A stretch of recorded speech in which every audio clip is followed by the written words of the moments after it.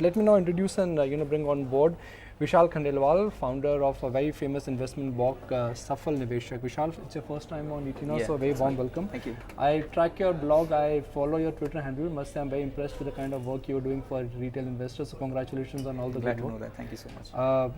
You started in which year? I started Safal Niveshak in 2011. And how many subscribers do you have now? I have around 35,000 readers so far. Wow. So that's quite an achievement right now. Not sure. I think it's a journey. It's a long journey. But the idea is really to propagate long-term investing. Yeah, the entire idea is to propagate long-term investing, and I think the core of my work at Safal Niveshak is to help people not lose their money. Okay. So I talk about the secrets of making money, but I think the most of the work, if I go back and see, is to help people how not to lose their hard-earned money. How did you get inspired to do this? I mean, are you an investor? No, I think stock market. Yeah. So I was an analyst for 8 years, and 2008 till 2008, if you were an analyst, you thought you were the master of the universe, right? So you thought everything you recommended was gold, right? Would make people money. But that 2008 period brought me a realization. I saw people around me. I saw people in my distant family losing a lot of money. So the idea that time was to go on ground, meet people, teach them the most important rules of investing sensibly. So first you were a preacher, now you're a practitioner. I am a practitioner too as well now. Okay. Yeah, so that combines the role currently. Okay. So how do you not lose money in this market? Because that's what you're worried about after the market almost hitting an all-time high, 10,200 almost, and then, now you're seeing this volatility kick in, some intermittent corrections. Suddenly there's talk of North Korea, US, etc., and you're a little worried as to whether this is a bubble which is waiting to burst or not, and you don't want to see a repeat of, I shouldn't say 2008, but you don't want to see those February kind of levels as well. That's right. So when I say not losing money, I think I'm talking more from a perspective of not losing money permanently. Stock market volatility, and this is what I teach people, volatility is not really the risk, the real risk that you face. It's losing your money, losing your purchasing power permanently over long term. And you can do through several means. I think buying stocks or buying businesses which are good, sensible, long-term wealth creators, right? Buying good quality managements and staying away from the stock market. So if you are not acting a lot in the stock market, if you are spending your time somewhere else, I think you can be a much more sensible investor than looking at the stock markets on a daily basis. So these are 3 ground rules that have never failed you when you're reading a balance sheet. So in terms of reading a balance sheet, I think one of the most important things which I look at is the leverage, the debt on the balance sheet. So I have been like safeguarded on that front. I've kept away from companies which borrow a lot of money.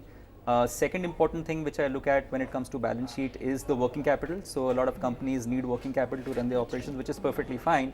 But I just hate companies which require a lot of that because it's like a treadmill. You keep running, you don't go anywhere, right? And the third thing which I like about reading balance sheet, if I were to draw an analogy, balance sheet is more like an engine of a car, right? And your profit and loss income statement is the dashboard, right? And the third statement, which is the cash flow, is the fuel.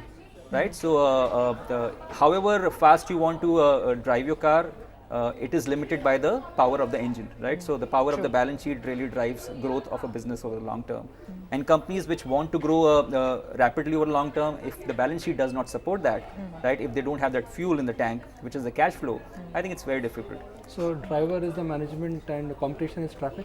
Driver is the management, the competition is traffic, and the car is the company as a whole. Okay. Yeah, so is there any such car which you think is going to stall, just looking at the cash flow, the balance sheet, all of it, where you think this is something that I need to stay away from? No, there are a lot of businesses which look good in terms of growth, right? So people actually people in the stock market get enamored by growth, right? So they like companies growing at 30-40%. But if the company in pursuing that growth is not achieving a good return on capital, it's, as I mentioned, it's like a treadmill. It's like a dead business, right? You should try and stay away. Those are the businesses that lose you money permanently. Right. So what are those businesses? Name it for us. I don't want to put some names, but I think look at companies which spend a lot of money in terms of growing, in terms of capital intensity. Sure. So look at businesses which are, when I say look at, be very careful of businesses which are capital intensive. Be very careful of managements which have a shady background.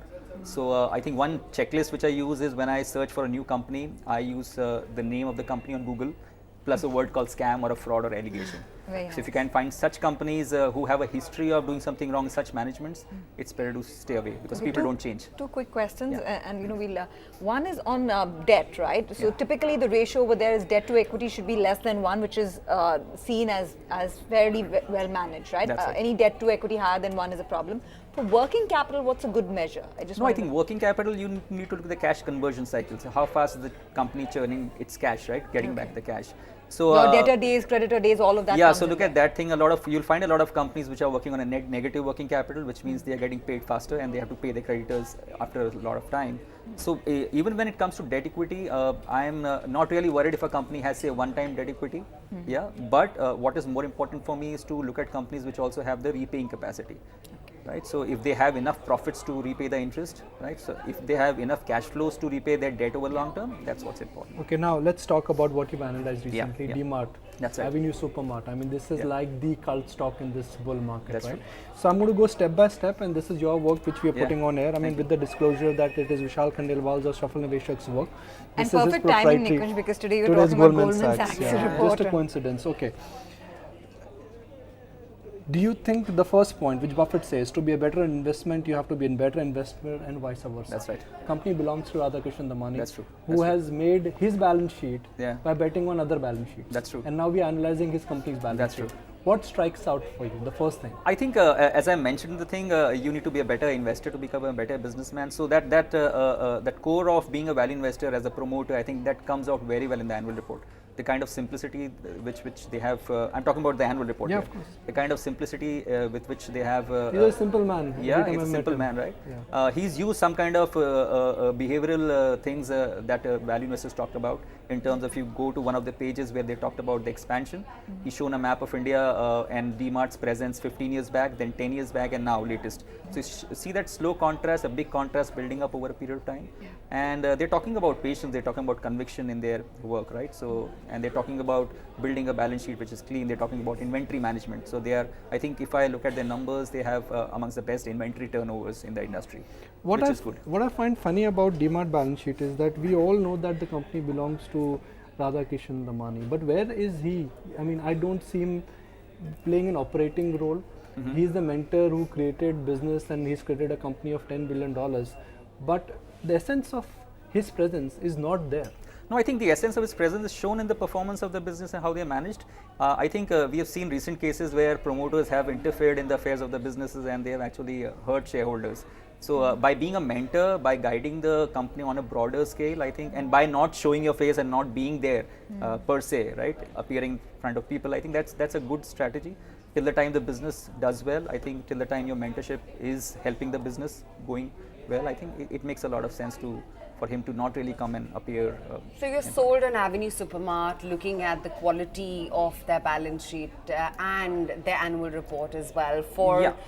the next foreseeable future. Yeah, I like the business per se. So they are among the best, among the better managed, let me say that way, retail companies.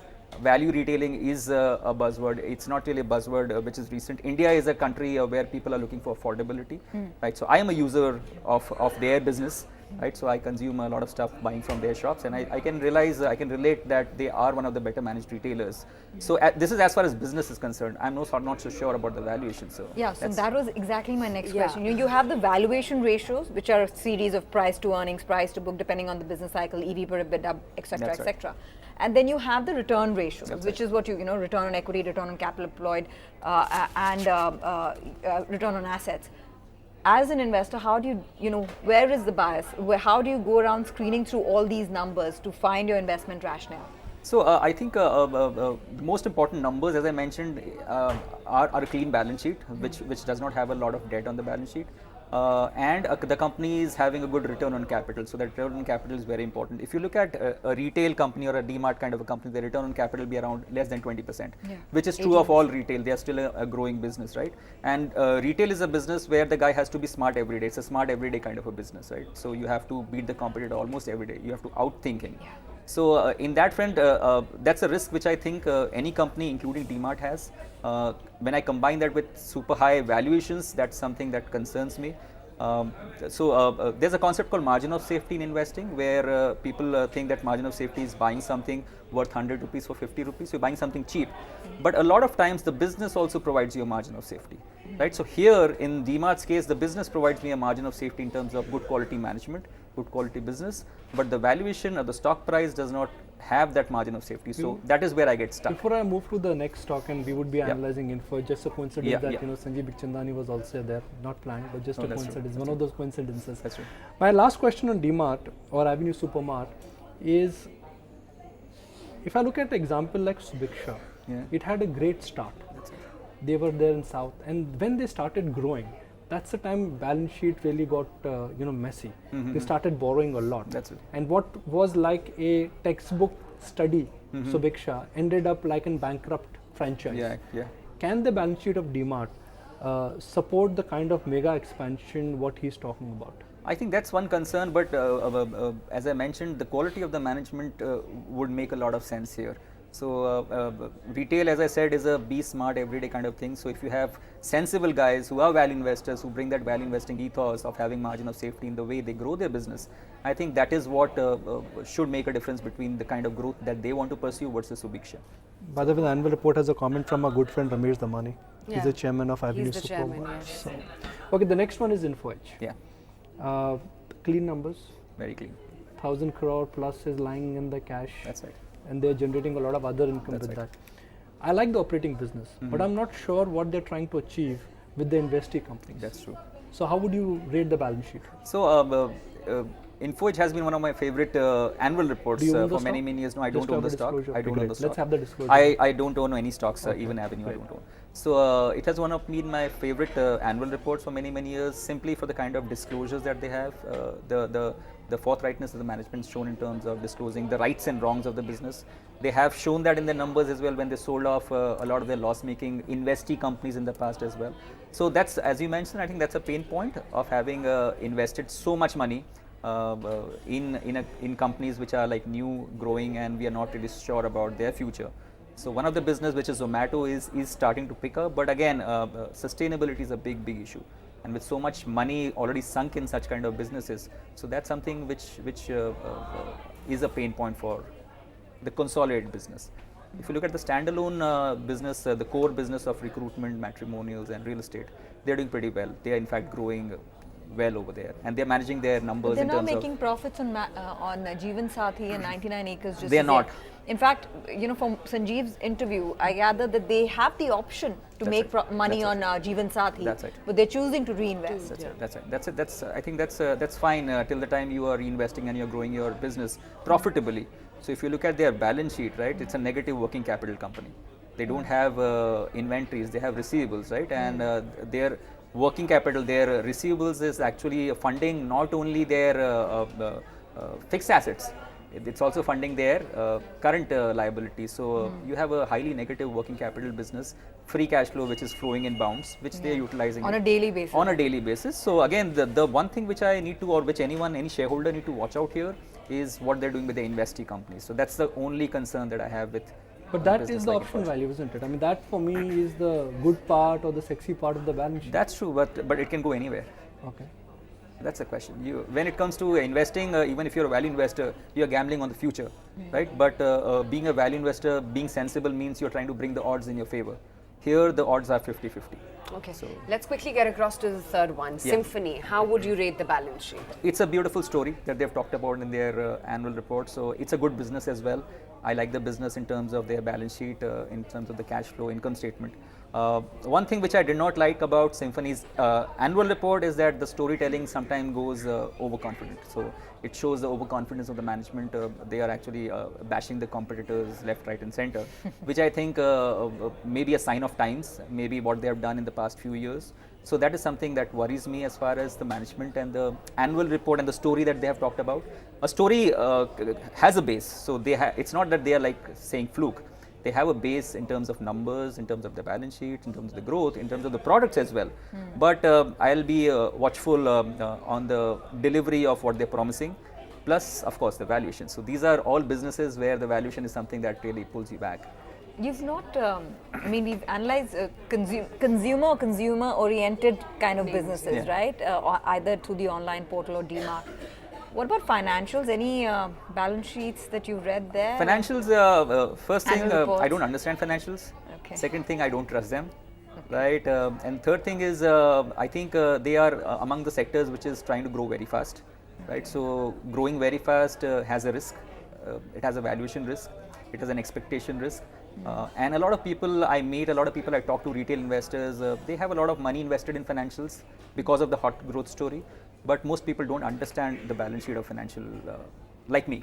You know, right? there So- are 6,500 listed companies approximately, Yeah. plus minus 100 or 200. That's right. You've looked at 3 balance sheets. That's right. Any particular reason why out of 6,500 you've zeroed on these 3 balance Not sheets? really. So three is. How many balance sheets do you track or annual reports do you No, I try to track? read a company at least a couple of days. I try to read those kind of the number you at least entire read 200 company, a few years of balance sheet for a couple of days. One company every 2 days. But as I mentioned, my universe is very small because I have very strict criteria. So these of are looking 3 at balance businesses. sheets you would say they're classic balance sheets. They are good balance sheets, good businesses. So I don't think there are good or bad annual reports. Only they are good or bad businesses, right? So if there's a bad business, the annual report, however good the story is, it'll be bad. If my memory serves me right, Symphony was a BIFR case, Yeah, that's true. which means they have messed up in the past. They have messed up. Their And capital allocation was all over the place, that is and I'm not so sure what they're trying to achieve right now. Also, I that's mean, what they're I'm worried. conservative. That's what I'm worried about, the overconfidence of the story that they're trying to build. They have turned around beautifully in the last few years, but that overconfidence and combined with what they have done in past in terms of misallocating capital is what really is concerned. Now let me ask Vishal Khandelwal, the investor. Yeah. Do you think margin of safety in these 3 stocks Yeah. is missing? In terms of business, it is there. In terms of valuation, it's missing. I think for all of them. All of them. Yeah. So, So a good business may not be a good investment. yes, always. Yeah, a good business is not always a good investment. Sometimes you can find average-looking business. See, I think most wealth is created when the business looks uncomfortable, right? So when things are comfortable, the valuations are not good. Good When news, you are good price rarely comes together. I always That's say right, this. that's right. So analyzing businesses similarly as I think a detective solving cases, and one person where I look up to is Sherlock Holmes. So if I were to go and look at his case studies, right, there's a four simple steps that he follows. The first is knowledge, right, the knowledge that you bring on table from your past case history. The second is observation. Observation is when you're observing the details of the present case. The third is deduction, what you deduce from the knowledge and observation in the first 2 steps. And fourth is arriving at truth. And truth is also not certain, it's a probability which is close to certainty. And your interpretation as well. Yeah, that's right. Trust. That's very important. And reading annual reports, solving business analysis is a 4-step process. Reading annual reports is more of observation, but it feeds into the knowledge that you can bring on for future annual report studies. And I think one final lesson which I learned from Sherlock Holmes is you don't take things on face value. In the same way, when you read annual reports, don't take things on face value. Try to connect the dots. It's very important. So I think that's one lesson which I want to leave people I with. have just one Next last okay. follow-up question, Raisha. I'm just tempted to have a follow-up question. I think on Sherlock Holmes, I don't read too much of fiction. Sure. So I'm not really the right Yeah. guy to ask you. I mean, That's I've seen the 2 movies of Sherlock Holmes, Yeah, that's about it. That's true. Which is one classic balance sheet you would say that, look, this is my all-time favorite balance sheet, because Symphony balance sheet 10 years ago was a bad balance That's sheet. true, that's true. Info Edge balance sheet wasn't there. That's true. And DMart has the first annual report which has That's come true, out. that's So which is this all-time favorite of yours? And if I can just add to what Nikunj is saying, because that was running in my mind. With the Satyam issue that happened so many years Oh my ago. God. That balance sheet got everybody misled for a really No, I long mean time. the P&L auditors, account- That's the true. auditors. The auditors as well. So how do you catch that? You cannot trust that. So there are a few parameters that you need to look at. So as I mentioned, I do a 5-minute test on a balance sheet to really look at it or junk it. So one is the debt to equity. One is if the revenue is growing or not growing. The third is the auditor's report. Of course, auditors don't have the incentive of saying wrong about the company like Satyam, right? But in case of Satyam, if you were to go back 2008 or 2008 when the scam really came out. But look at the previous 8 years shareholding pattern, and every year the promoter shareholding has been declining from around 25% to 8%, I think 2%. So if you're looking at that part, when the promoter is actually selling off shares, however good the business is, whatever is the auditor saying, I think you need to avoid that business. Okay, so all-time favorite. All-time favorite, I think good businesses, I would look at Titan and Asian Paints. They have been like well-managed classic businesses. But Titan also, like 15 years, I mean, it had a high debt on its balance sheet. That's perfectly fine. The way they have managed their income statement in terms of, so debt is one thing, ability to repay that debt is another important thing. True. Yeah. But that doesn't always make you money. Yeah, one of those fascinating topics. I can go on and on. I have so many follow-up questions, but we'll leave it for next No, time. for sure, for sure. I look forward. But it's such Okay, a but next great time let's have you in the chat. investor avatar and not just reading balance sheets. We'd love to chat more about My that pleasure. as well. Thank you so much. Great speaking with Thank you. you so much. Thanks so Thank you. much for joining in.